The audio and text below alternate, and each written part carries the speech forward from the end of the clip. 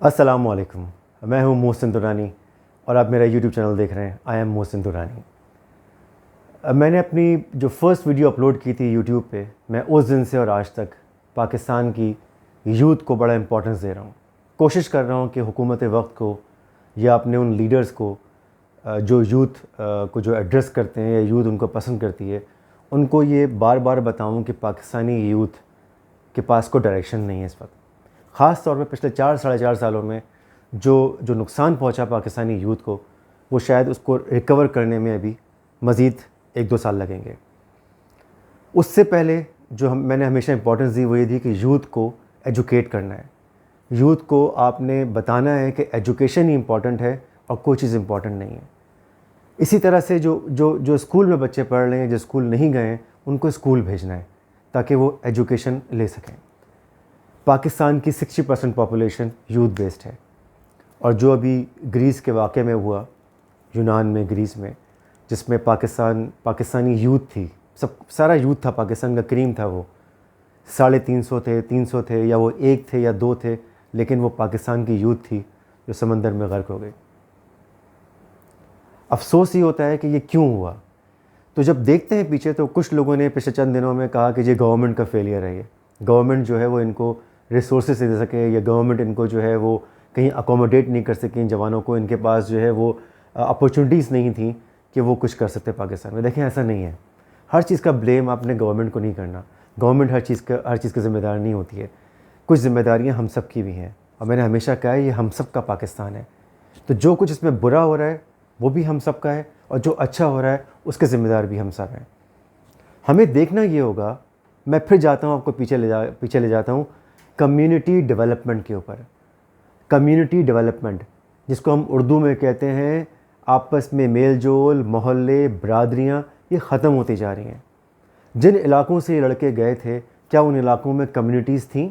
वो इंटैक्ट थीं? चलें, एजुकेशन नहीं था, एजुकेशन में लैकिंग करके गवर्नमेंट ने अपॉर्चुनिटीज़ नहीं दी कि वो एजुकेट करते, लेकिन क्या वहाँ कम्युनिटीज़ थीं? अगर वहाँ कम्युनिटीज़ थीं तो क्या उन्होंने, जब ये डिस्कशन हो रहा था या जब ये लड़के जाने को कह रहे थे या अपने माँ बाप को कन्विंस कर रहे थे कि हमें जाना है बाहर, तो क्या उस वक्त कम्युनिटीज़ नहीं बैठी आपस में? चचा, मामू, भतीजे, पप्पे आपस में डिस्कशन नहीं किया कि तुम कैसे जाओगे, तुम वहाँ तक कैसे पहुँचोगे, वहाँ क्या करने जा रहे हो जो तुम यहाँ नहीं कर सकते हो? देखिए, इत्तलात के मुताबिक जो एक एवरेज पे किया है लड़कों ने जाने के लिए, यूरोप जाने के लिए, वो है 20 से 25 लाख रुपए ईच पर्सन, एक लड़के ने अपने दिए।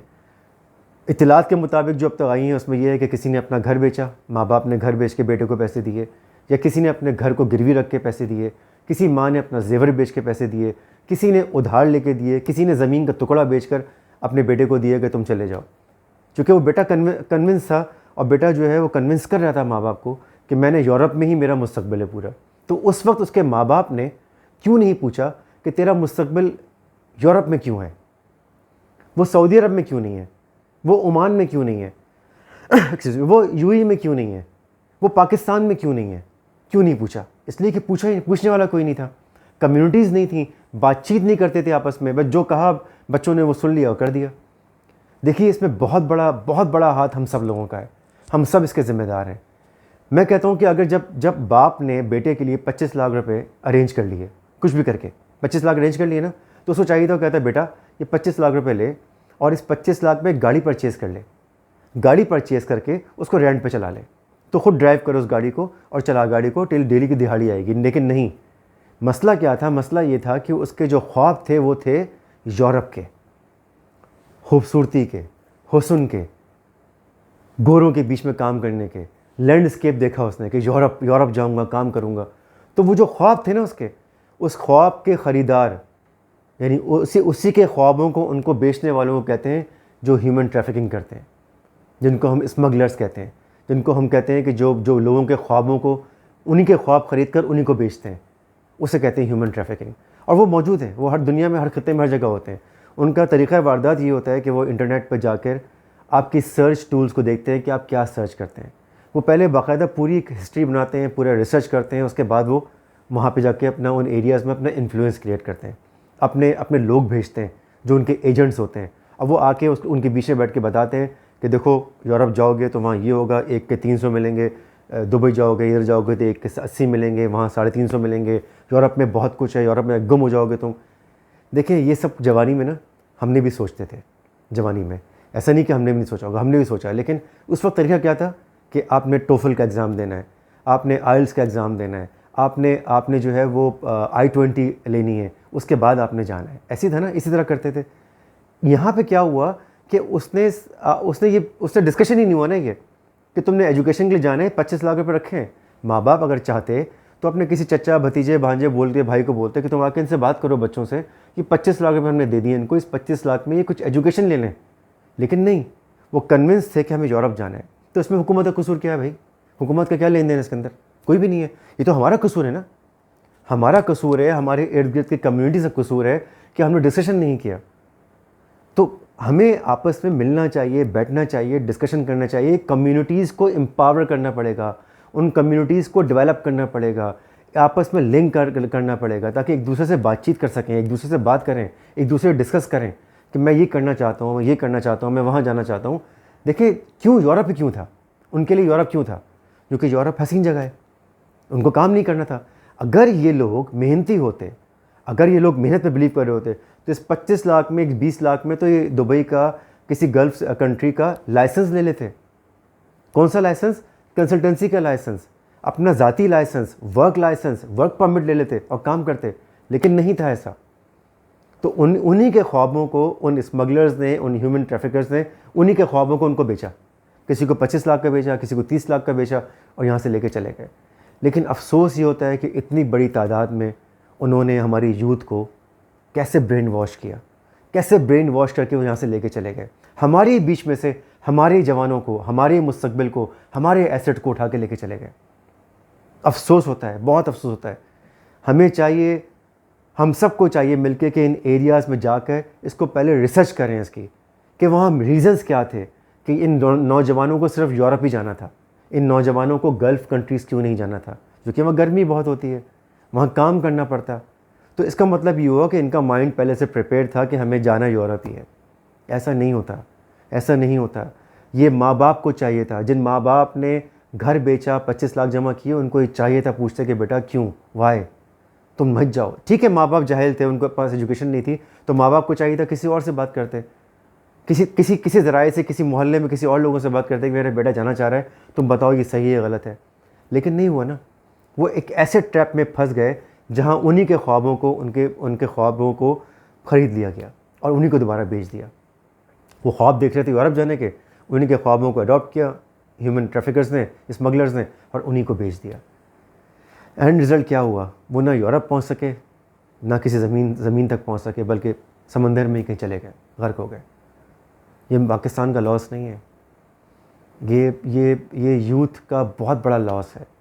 हम सबको इस बारे में सोचना होगा। और ये कई अरसे से हो रहा है, अब से नहीं हो रहा, बहुत अरसे से हो रहा है। ये यूरोप जाना है, यूरोप जाना है, यूरोप जाना है। मैंने भी अपने दौर में जो जवान था, मैंने देखा कि हमारे एक मोहल्ले से डोमिनिकन रिपब्लिक, बड़ा उस ज़माने में था कि डोमिनिकन रिपब्लिक चले जाओ तो वहाँ से आप अमेरिका चले जाते हो, या वहाँ से कोई और बॉर्डर करीब मिलता है चले जाते हो। तो हमसे डिस्कस करता था बैठ के लड़का, वो रोज़ाना डिस्कस करता था कि यार मैं डोमिनिकन रिपब्लिक जाऊँगा, वहाँ से जो है वो शिप के ज़रिए लेके जाएंगे और फिर आगे निकल जाऊँगा। तो हम कहते थे अच्छा होता होगा ऐसा। लेकिन जब डिस्कशन होता था तो हम अपने बड़े भाई को डिस्कस करते थे, वो कहते हैं कि नहीं भाई ऐसा कुछ भी नहीं है, उसको बोलो हमसे बात करें। तो वो जो बड़े होते थे वो उन्होंने समझाया उसको कि ऐसा कुछ भी नहीं होता, 2 लाख सवा लाख तुमसे लेंगे, तुम्हें वहाँ तक लेके जाएंगे और तुम नहीं जा सकते आगे, तुम वापस आना पड़ेगा तुम्हें। वो फिर नहीं जाते थे। तो coming back to the main जो हमारा वो था, आज का मौजू था, वो था कम्युनिटी। ये सब चीज़ें इंटरलिंक्ड हैं आपस में। ये कम्युनिटीज़ होती हैं जो आपस में डिस्कस करके मसलों को रिजॉल्व करती हैं, इश्यूज़ को रिजॉल्व करती हैं, गाइडेंस मिलती है उनसे, हमें बात करते हैं, तजुर्बेकार लोग वहाँ बैठते हैं, बड़े लोग वहाँ बैठते हैं। इसको हम पंचायत कहते हैं, इसको मोहल्ले कहते हैं, इसको मोहल्ले कमिटीज़ कहते हैं। उसी का नया नाम है communities, community development, communities engagement. ये हम करना भूल गए सब लोग, सब कुछ भूल गए हम लोग। हमारे बच्चे आते हैं हमारे पास, हमसे बोलते हैं हमें ये करना है बाबा, हम कहते हैं चले जाओ। हम अपने बड़े भाई से नहीं पूछते, हम अपने चचा से नहीं पूछते, हम अपने मामू से नहीं पूछते, हम अपने ताया से नहीं पूछते।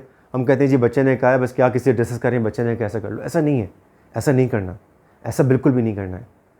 हमें अब मिलजुल कर इस मामले को रिजॉल्व करना पड़ेगा। जिन एरियाज़ में ये लोगों ने ख्वाब देख लिए हैं, जिन यूथ ने ख्वाब देख लिया है, मेरा उन सबको मैसेज ये है कि ऐसा नहीं करें। देखें, अपने माँ बाप का एसेट बेचकर आप चले तो जाते हैं, लेकिन उसका रिज़ल्ट क्या हुआ? आपकी शक्ल देखने को तरस गए आपके माँ बाप, आपकी आपकी डेड बॉडी तक नहीं मिल रही है कि लोगों को क्या हासिल हुआ इसका।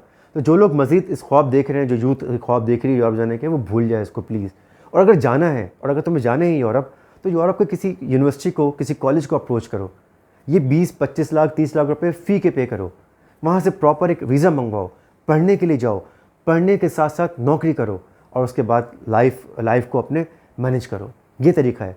नहीं तो 20-25 लाख में कोई पाकिस्तान में काम कर लो भाई। 20-25 लाख बड़ी रकम होती है। मेरे माँ बाप के पास नहीं थी, मैंने कभी उनसे नहीं कहा घर बेच दो, गाड़ी बेच दो, कुछ बेच दो, अब मुझे पैसे दो।